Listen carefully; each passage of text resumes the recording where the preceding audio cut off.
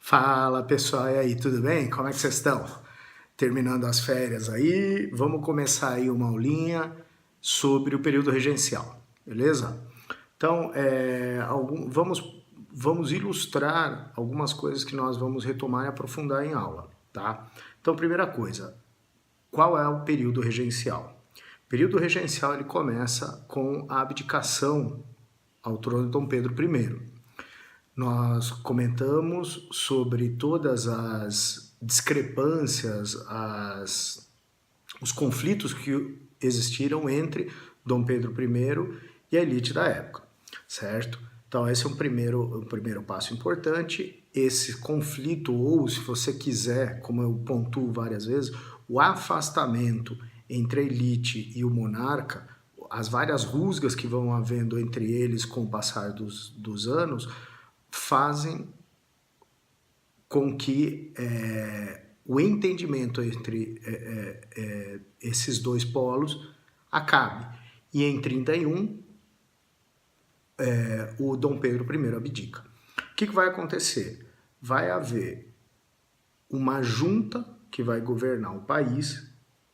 No primeiro momento é uma junta, depois essa junta é encabeçada por um único indivíduo, e como eu vou destacar, neste primeiro momento, você vai ter um período considerado liberal e outro período considerado conservador, de predomínio dos liberais, do grupo liberal, do grupo que tinha crenças no exercício liberal do governo ou no espírito liberal ao exercer a administração pública. E indo um pouco além, nós vamos desdobrar isso mais em sala de aula, mas na realidade é sobre o modelo de governo, o modelo de Estado que cada um desses grupos pensava, tá? Então, como nós vimos aí, vocês vão acompanhar em diversos momentos a tela, né? Nós vamos ter período regencial 31 a 40, subdivide-se geralmente esse período em um predomínio liberal que vai de 31 a 37, certo? E um predomínio conservador que vai de 38 a 40.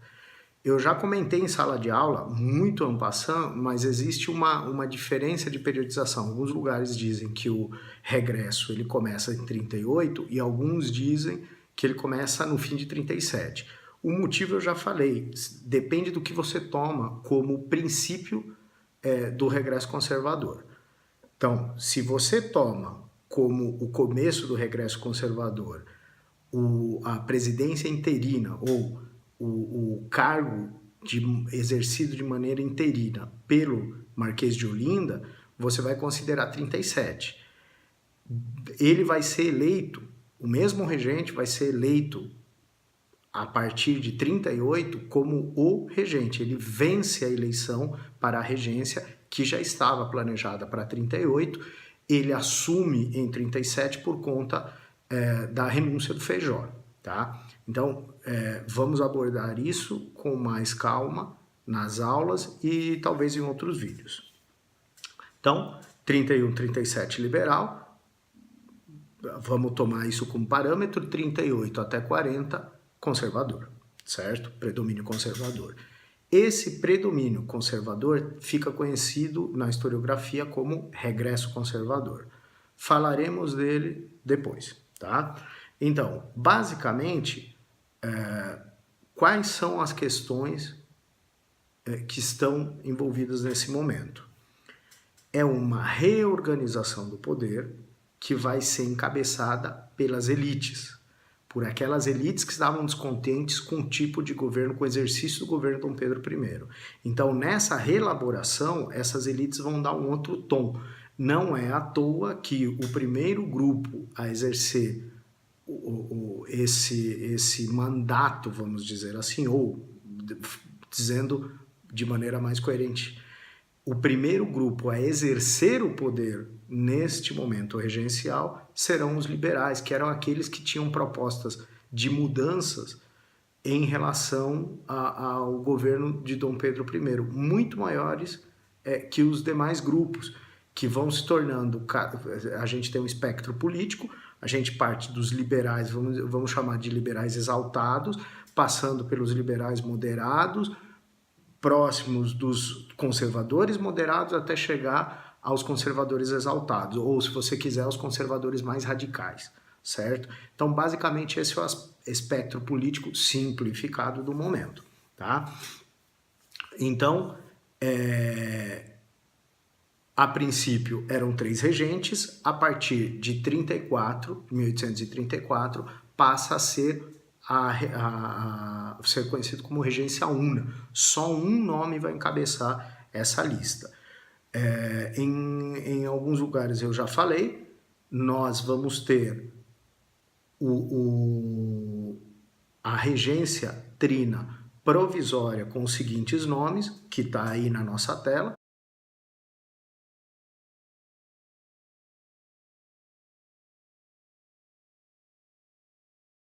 Né? Então, vamos colocar a tela aí. Então, quais são os nomes que integraram? O general Francisco de Lima e Silva, certo? Nicolau de Campos Vergueiro, que era senador, e o ex-ministro da Justiça, José Joaquim Carneiro de Campos, que recebe o título nobiliário de Marquês de Caravelas. Tá? Então, nesse momento, quais são os grupos que estão articulados, ou 2 grupos importantes que estão articulados e que aparecem no cenário político? Como está colocado aí, vão ser os liberais exaltados, que também vão ser conhecidos como farroupilhas, e os chimangos, que são os liberais moderados, certo?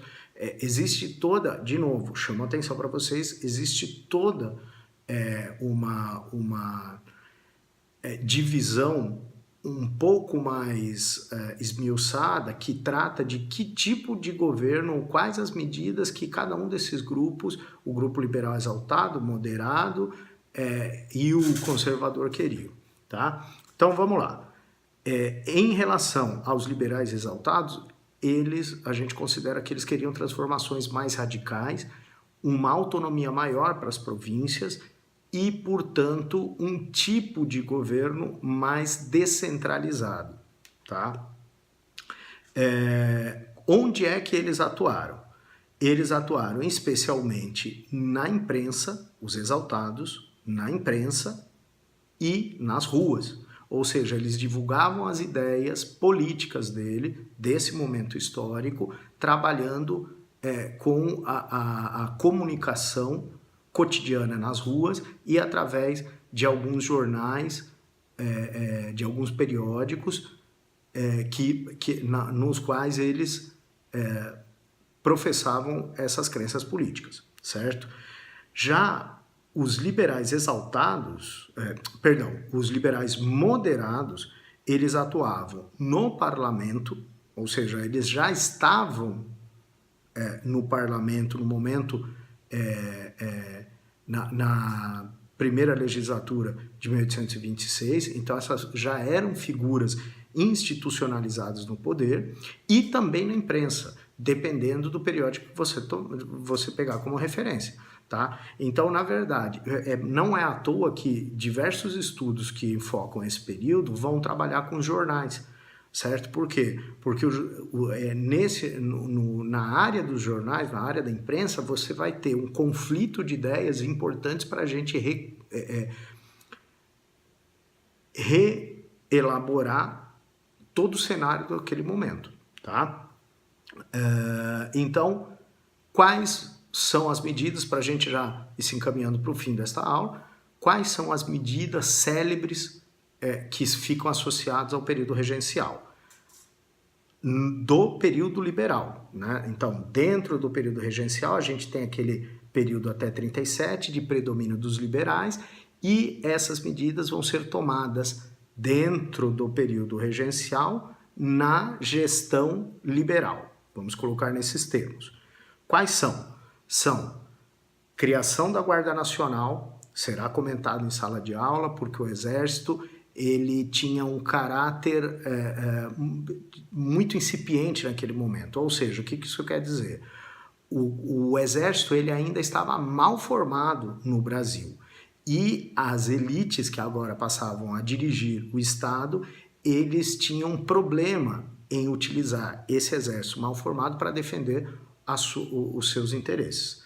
Então, segundo, criação do Código Criminal. Nós vamos ver a requalificação de um cargo que era o de juiz de paz, colocando poderes importantes nas mãos desse juiz de paz que poderia abrir o processo criminal e encaminhá-lo até a sua conclusão com muito mais atribuições de poder que no período anterior. Podemos falar também, importantíssimo, do ato adicional de 34, que vai transformar as atribuições da Câmara, das câmaras municipais, transformando essas câmaras em instâncias legislativas muito mais importantes, elevando essa importância das câmaras municipais, tornando essas instâncias de participação das elites locais na vida pública, num caráter, numa configuração muito maior do que a anterior, certo? Então, o que nós precisamos enxergar? Essas medidas foram a tentativa da elite, ou de parte da elite que era liberal, de instituir um padrão mais liberal na condução do governo, na condução do Estado. Na próxima videoaula, a gente vai falar do fim do período regencial, ou seja, do período de 38 a 40, que costuma ser chamado de regresso liberal. E aí a gente vai aplicar algumas questões, né? Vai levantar algumas questões importantes com apoio, inclusive, de um trecho do que a Miriam Dolnikov escreveu no Pacto Imperial, que mostra ou uma abordagem ligeiramente diferente em relação à ideia que você tinha desse regresso liberal até o momento das pesquisas dela, certo? Então, já estou até imaginando vocês muito animados, certo? Para a volta às aulas. Então, um abraço aí para vocês, tudo de bom, vamos tomando pé disso. Aí o planejamento é o seguinte: as próximas videoaulas vão se centrar no segundo reinado, pontuando algumas questões em relação à política e à economia, e daí a gente já passa para a Primeira República, antigamente conhecida como República Velha. Tá certo? Um abraço então, tudo de bom, até mais.